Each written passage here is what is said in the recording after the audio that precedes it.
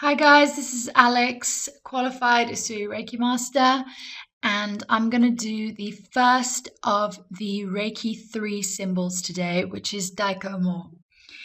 As usual, you can see the English spelling in large letters on the top right-hand corner, and just below it, the phonetic spelling and the correct pronunciation.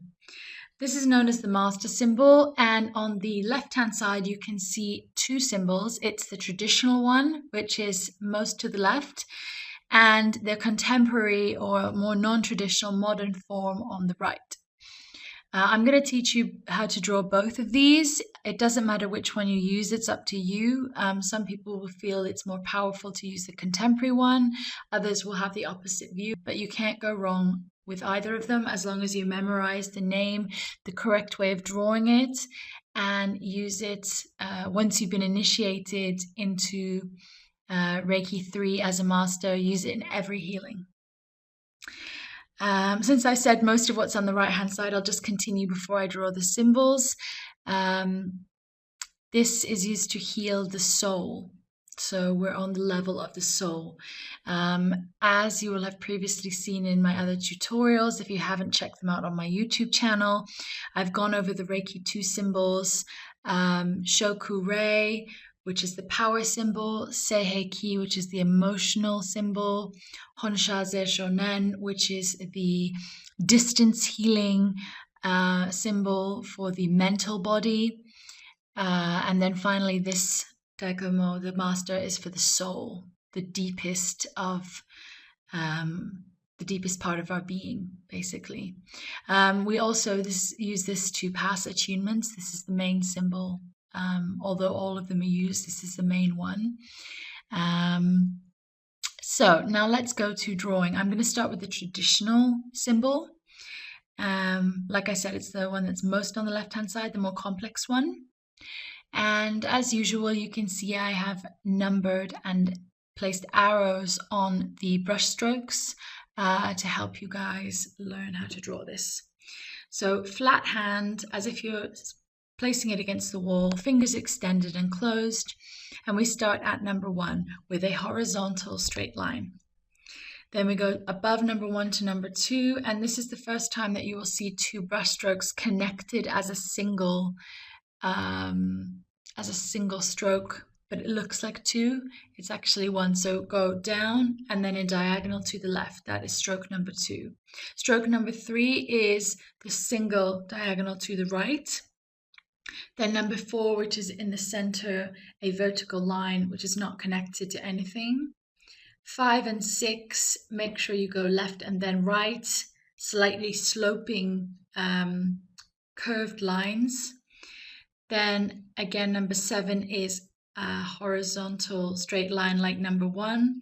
If you've seen my tutorial on Honsha-ze-shonen, which is in the Reiki 2 symbols playlist, you will see that this symbol is very similar because it has these horizontal lines that break the symbol down into blocks, and that really helps you to learn the symbol quicker. Continuing with 8 and 9, just like 5 and 6, but without the center vertical line, you can see two curved lines. And then at the very bottom, you see two, not completely the same, but similar boxes. It will depend which book you read as to how you draw the boxes. I start with number 10, you can see going up, across and down, and then filling in the two horizontal lines at the bottom, 13 and 14. So up 10, across 11, down 12, 13 and 14. There are a few less arrows here because there wasn't much space on the slide, but I think you can get the gist if you are following me now. And then the last box, which is slightly different, just below 15, you can see that there's an arrow going down. That's actually for number 12. You can do 15 as well, going down, and then go across 16 and down 17. It's really up to you, or go up 15, across 16, down 17.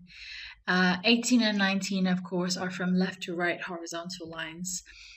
So there are a few differences in this symbol, but as long as you can visualize it clearly in your mind, you know the correct way of saying it, and the small details of whether the line is started by going up or down shouldn't make a difference. Now let's go on to the contemporary form of the symbol. This one is a lot more simple. However, that does not mean it's less powerful. So we start in the center of the spiral, and we're going to come outwards in a clockwise way, and then up to the top where you can see the letters 2 and 3. That's where the spiral finishes. Then number 2, you will go from right to left, creating a curvature just above the spiral. Then number 3 is kind of a wavy line going from the top to bottom. And then number 4 is from right to left, a small lightning bolt, almost like the symbol Raku, which is in another tutorial on the same playlist.